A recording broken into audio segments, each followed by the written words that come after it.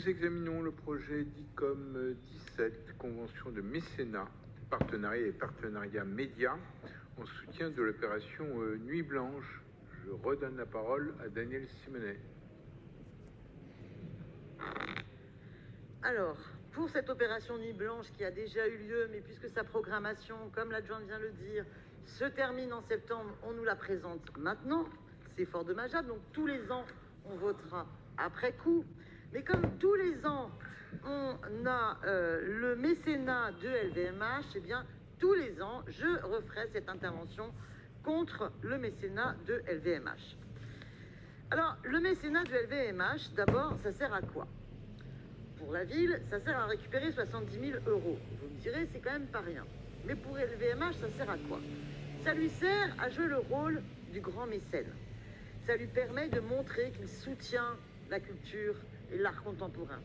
Donc, ça lui profite en termes de rayonnement. Ne croyez pas que ces riches milliardaires donnent comme ça gratuitement. Non, c'est important dans leur stratégie de communication sur l'image qu'ils veulent renvoyer aux Françaises et aux Français, mais aussi à l'international. Moi, je m'interroge toujours sur le degré d'hypocrisie qu'on peut être parfois capable en politique. Madame Hidalgo, absente à l'heure actuelle de nos débats, a écrit une tribune dans le Huffington Post où elle s'insurge contre la fraude et l'évasion fiscale, qui doit être le cœur de la justice fiscale en 2022.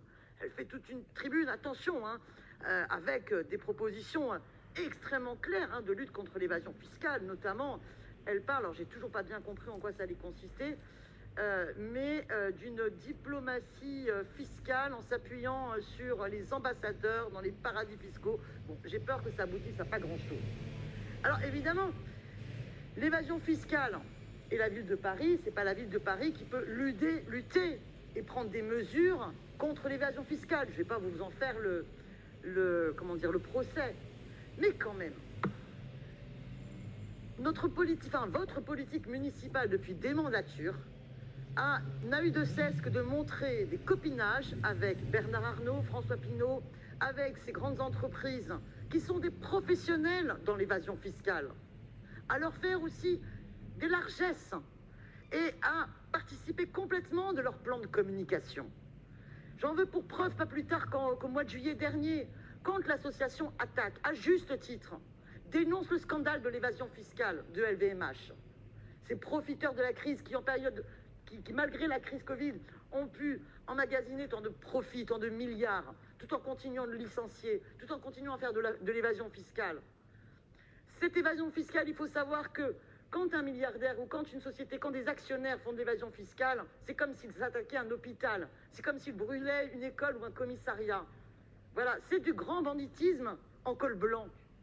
Alors, on ne peut pas d'un côté faire des tribunes avec zéro proposition concrète pour dire « Ah, moi, je vais lutter contre l'évasion fiscale » et ensuite, eh bien, assumer de faire de la pub ou d'accepter d'être instrumentalisé pour faire de la pub sur l'image d'entreprises qui sont aussi spécialistes dans l'évasion ou l'optimisation fiscale, comme dirait Macron dans une hypocrisie totale. Alors non, je déplore vraiment que LVMH profite, comme chaque année, de nos nuits blanches pour redorer son blason, comme cette société a pu utiliser les largesses de la ville pour développer sa vitrine au niveau de Boulogne. Alors, pour terminer, dans cette tribune, Madame Hidalgo parle de la boîte de Pandore. Vous savez, elle décrit la boîte de Pandore, qui est à l'origine du terme Pandora Paper, qui libère les maux de l'humanité. Eh bien, comprenez que quand on fait dépendre nos politiques culturelles, par ailleurs, des intérêts privés, et des intérêts privés qui sont actifs dans l'évasion fiscale, qui appauvrit les États, qui fait que les dotations baissent, et que d'année en année, le budget de la culture à la ville de Paris se réduit et fond comme neige au soleil. C'est parce qu'aussi on est coincé dans les politiques d'austérité imposées par les États qui nous disent « Ah, mais les caisses sont vides !» Mais les caisses sont vidées. Les caisses sont pas vides, les caisses sont vidées par les évadés fiscaux. Plus de 80 milliards d'évasion fiscale en France. Et au bout de la chaîne, on fait dépendre nos politiques culturelles de ces mécénats.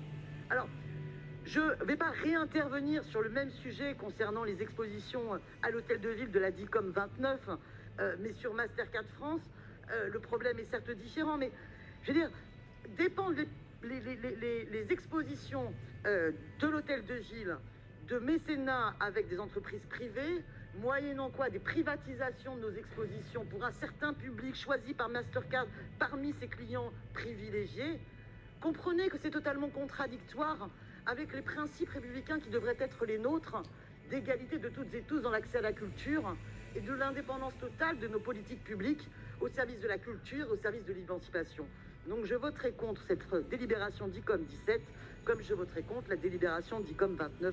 Je vous remercie. Merci beaucoup Daniel Simonet, et tout particulièrement pour n'avoir fait qu'une seule intervention sur 2 projets de délibération. Alors, vous avez évoqué donc la question d'évasion fiscale. Dois-je donner la parole à Paul Simondon pour vous répondre? Non. Bon. Alors, Karine Roland, mais quand même, c'est ainsi que vous avez été interpellée. Allez-y. Merci, monsieur le maire. Quand bien même l'évasion fiscale poserait problème, et nous pouvons tous en convenir. On parle là, dans le cadre du mécénat, d'actions légales permises par la loi, donc sauf à considérer... oui, mais quand même, ça fait une légère différence. Je me suis intéressée, comme vous, au Pandora Papers. Un certain nombre d'actions pointées du doigt ne se font pas dans le cadre de la loi. Ils sont totalement hors cadre de la loi, même ce qui n'est pas le cas de ce dont nous parlons. Vous pouvez considérer qu'il s'agit de manque à gagner, mais de là à considérer que cela détruit de la possibilité d'action publique, il y a un pas que je ne franchirai pas. En l'occurrence, pour ce qui est de Nuit Blanche, je tiens quand même à préciser les choses. Nous ne faisons pas dépendre nos politiques culturelles, et encore moins Nuit Blanche, du mécénat. Le mécénat, c'est à peine 10% du budget de Nuit Blanche.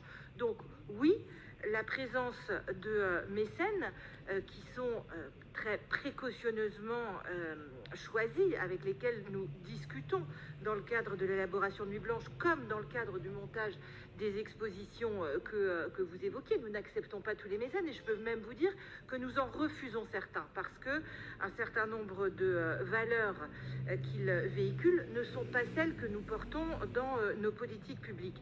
Eh bien, quand bien même nous en acceptons, nous ne faisons absolument pas dépendre nos politiques culturelles de ces mécènes, puisque, encore une fois, ils viennent de manière tout à fait subsidiaire contribuer à ce type d'action. Permettez-moi quand même de dire que dans le cadre de Mastercard, le mécénat qui contribue aux expositions de la ville de Paris, pas de manière ciblée, puisque ça c'est interdit par la loi justement, mais à l'ensemble des expositions pour l'année 2021 et 2022, eh bien contribue d'ailleurs au déploiement sur le territoire parisien d'une nouvelle manifestation d'art contemporain qui s'appelle Rencontre inattendue, et qui consiste à proposer des œuvres du Fonds d'art contemporain Paris Collection dans des lieux du quotidien, des bibliothèques, des lieux sportifs, des mairies d'arrondissement, etc. J'en passe et des meilleurs, il y en a des dizaines, et je vous invite à regarder les parcours qui sont en cela proposés, et je le redis de nouveau pour cette proposition des rencontres inattendues. Mastercard, comme d'autres, sont des mécènes, viennent en appoint. Ils permettent d'améliorer la proposition et de contribuer directement à ces opérations de démocratisation de la vie culturelle parisienne. Je vous remercie. Merci beaucoup, Karine Roland. Je mets donc d'abord aux voix le projet DICOM 17, qui est pour, qui est contre, qui s'abstient. Il est adopté. Même vote, j'imagine, sur le DICOM 29. Merci. Il est également adopté, oui.